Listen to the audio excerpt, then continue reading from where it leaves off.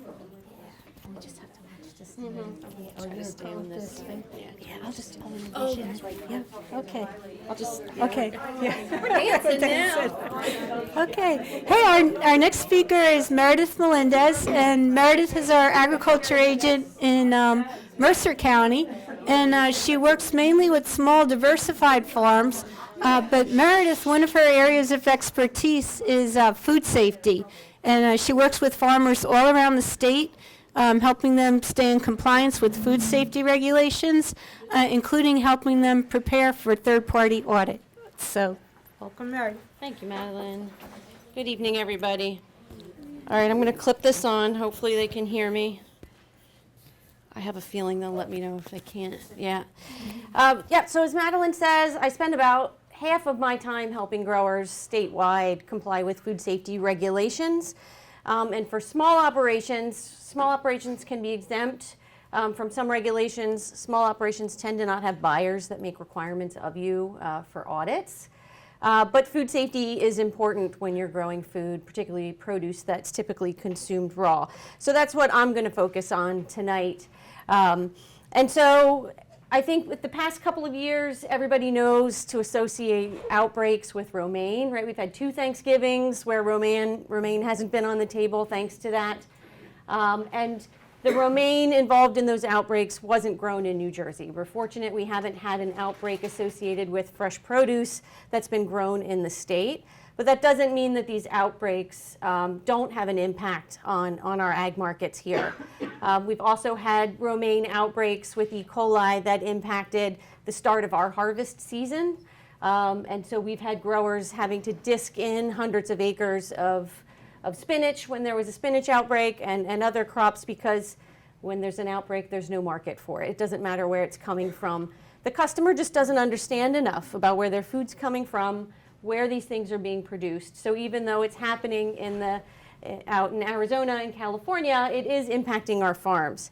So this is a really good pie chart that shows you outbreaks associated with produce in the United States, and this is from 96 to 2014. And you can see sprouts are dominant on this chart, and leafy greens are also dominant in this chart. And so sprouts are dominant because people that grow sprouts, is anybody here planning on growing sprouts? I don't know if anybody at the remote locations is. All right, so you're buying in seed and you're sprouting that seed in very warm, moist environments. And if there's a human pathogen on the surface of that seed, that warm, humid environment is the perfect place to grow a human pathogen. And so we don't have any sprout operations of size in the United States that have not had to deal with an outbreak in the past. So it's very common. Wes Klein, who's the county ag agent in Cumberland County, he and I partner on the food safety team. And we just don't work with sprouts growers.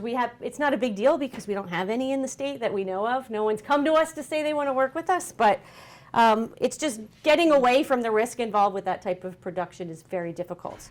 But with leafy greens, we've got lots of leafy greens being grown.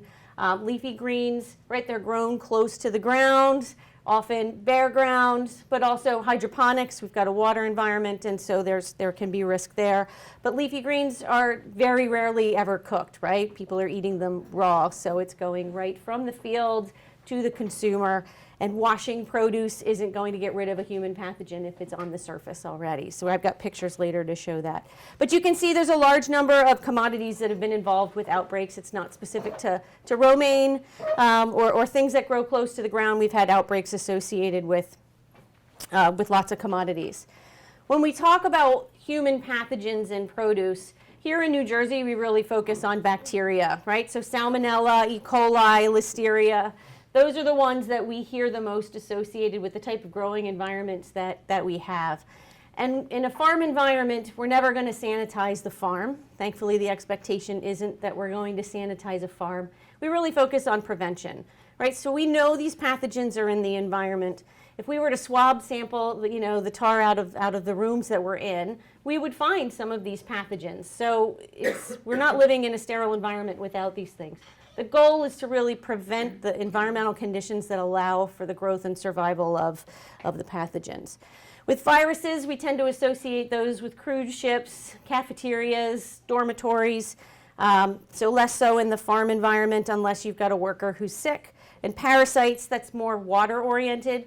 As the climate's changing, we're seeing more of these issues migrate farther north. But fortunately, we haven't had an issue with waters being sampled on farms with that. So bacteria, right, they're microorganisms. They can multiply both inside the human body and outside in the environment if it's correct. So we could have E. coli growing in the soil if the soil is moist, if the soil is warm enough. Listeria is scary because that is the one organism that will continue to multiply and grow in a refrigerated environment.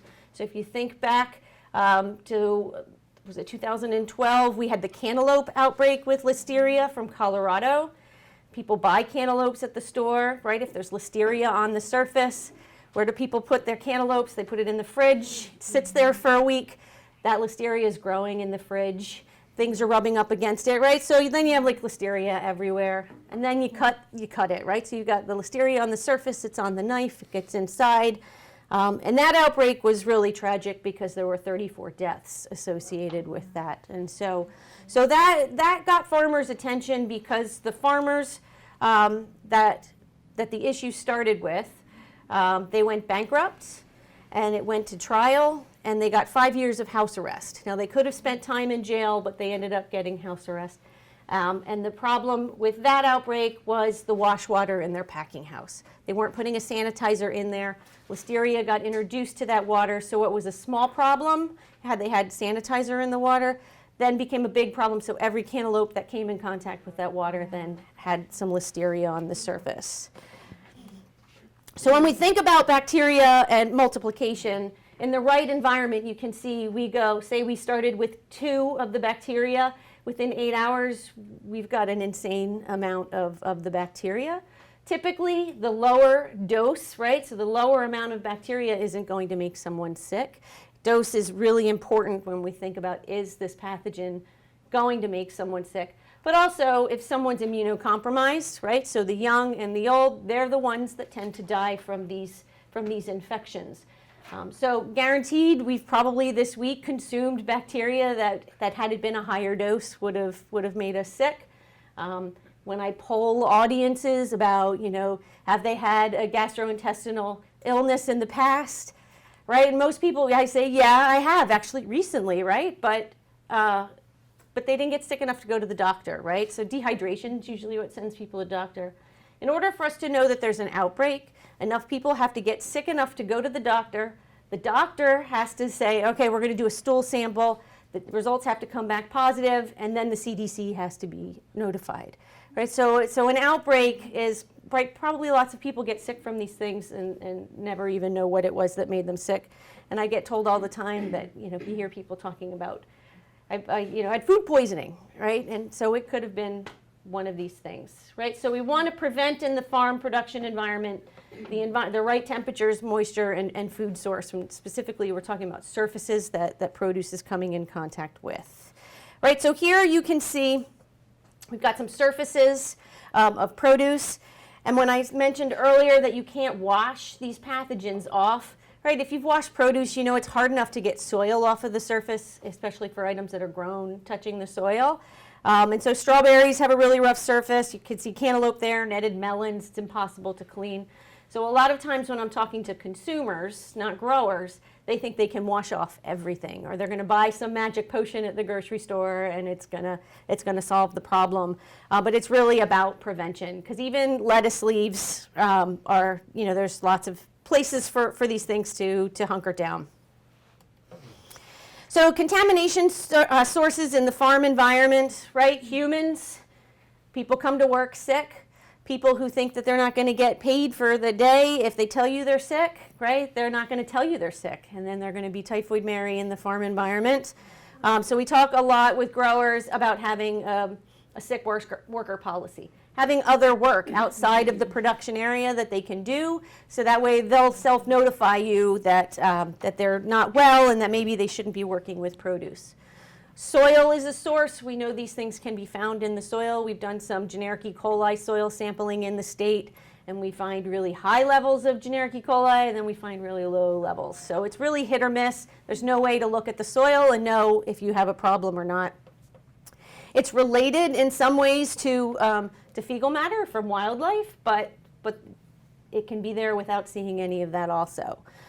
Water is something we spend a lot of time focusing on, particularly surface water. It's open to the environment, animal intrusions, particularly moving water. You never know what's upstream. So it's important that farmers are testing their water. They know the quality of the water that they're using for both irrigation, any pesticide sprays, or any washing of produce or using for sanitary or sanitizing surfaces. Buildings, equipment, and tools is really important to focus on, right? Lots of barns can be harborage points for rodents. Birds love to get into barns. So making sure that they're not serving as a source of issues with produce, and then certainly animals. So that could be wildlife, that could be livestock, it could be domestic animals on the farm. All can serve as contamination sources. Okay. So when we really focus on worker health and hygiene training, and washing hands is really important, and having the facilities to be able to wash hands is very important. There's some low-cost ways of having a hand washing station in even the smallest environments. Coleman makes a nice little 3-gallon water jug that's got a spigot on it. And so if you've got a bottle of soap there, you've got some paper towels and a 5-gallon bucket to capture the hand washing water off of that. That's an easy way to have a hand washing station for less than $20.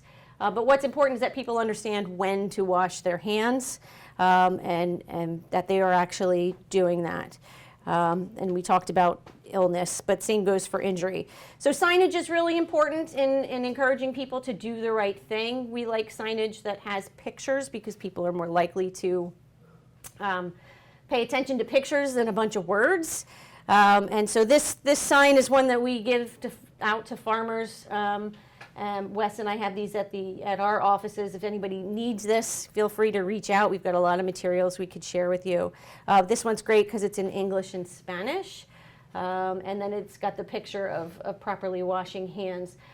So it's the 20-second rule, right? You wet your hands, you put on the soap, you're agitating for 20 seconds and then rinsing off, and making sure that if I've got a wetting band on, right, I'm moving that around to make sure that I'm washing my hands there. It's also really important if you're using single-use gloves or reusable gloves that you're washing your hands before you put the gloves on. Because if your hands are dirty, you know how it is with those single-use gloves. You pull them out, they're all stuck together. By the time you get them open enough to put your hands in, then they're not so clean anymore. Gloves aren't a requirement, even if you had to comply with any of the rules. They're not a requirement, but if you're using them, they should be used the right way. And so if there's a hand injury and there's a bandage on someone's hand, then a glove needs to go over that, right? Because one, you don't want a Band-Aid going out with your produce, but two, right, human fluids on produce, not so great. When it comes to animals, we're really concerned with defecation in the production area. So rodents, if you're thinking of doing something indoors, rodents are the biggest issue that we see. And if it's field production, in urban environments, we hear the biggest complaints about feral cats. Other animals that we see in urban environments, whereas when we go out into the rural areas, it's more about the deer and the larger animals that are causing issues out there. But here's a picture of lots of deer poop in cilantro. And so that's a concern, right? What if it had rained that morning? You think about the splash, right? And like cilantro's growing close to the ground. The workers, if they're coming through to harvest, they're tromping right through there, taking it all over the place. So in this situation, reducing risk would be, one, your workers understand that that's fecal material and it doesn't belong on the produce. And that this farmer could say, well, I want to flag off that area and I'm not going to harvest in a 3-foot buffer around. Or it could be they're going to flag it off and then they're going to hop over the cilantro, harvest the next row, and then come back when there isn't poop there any longer, right? So there's lots of ways to reduce risk. Farms are going to approach it differently, depending on your production environment. You come up with different plans. But fortunately, when it comes to any regulations that are out there with farms and food safety, it's really about, is this truly a risk, and what's the reasonable way to reduce that risk? So there's lots of ways to reduce risk. So we know that water can carry and spread human pathogens. I've done lots of sampling on irrigation ponds in the state, and I've looked at water where the only access point that I could get to was the same access point that the wildlife could get to.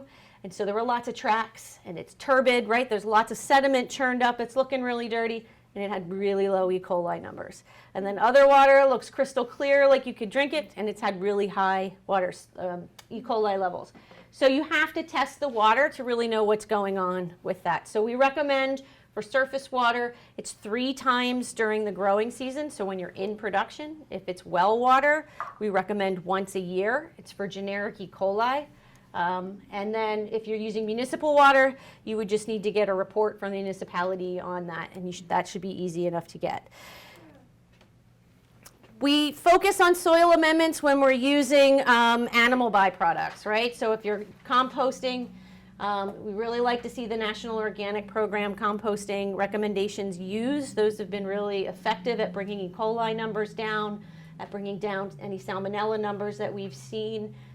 So the idea of I'm just going to pile up all my culls and everything and then use it in a few years, right? We're not seeing a reduction in numbers in that scenario. So really focus on proper composting procedures with the NOP program. Some time for questions? Can I just give me 20 seconds? Surface sanitation, this is really important, and make sure the product that you're using has a label for food contact surfaces. We see lots of off-the-shelf products that are not labeled for that. It's a 4-step process, so you need to get all the debris off of the surface so it looks pretty visibly clean. Then you're going to use a detergent. After you rinse the detergent off, that's when you use a sanitizer. We've done lots of swab sampling to verify the efficacy of these sanitizers that we have in production environments. And we see lots of bleach being used that doesn't have food contact surface label. The health department really cares a lot about that, and so does any inspector that's coming in. I have a lot of resources available on our website. If you Google on-farm food safety Rutgers, you'll get our website. We've got fact sheets on there. We've got listings of classes. We do classes during the winter months, certificate trainings, and we're going to be starting a blog, more work. But yeah, so we got lots of resources on there, and then contact information is also on there for Wes Klein and I. Okay. Do you have any questions for Meredith? Okay, we can check the chat. Okay, yep. Wes and I also do farm visits. We'll do walkthroughs. So I was just up in Newton today doing a farm walkthrough of a hydroponic operation that just went from small scale at the eco complex and now has gone to, oh gosh, it's at least an acre under glass. But getting out and seeing an operation is really helpful in trying to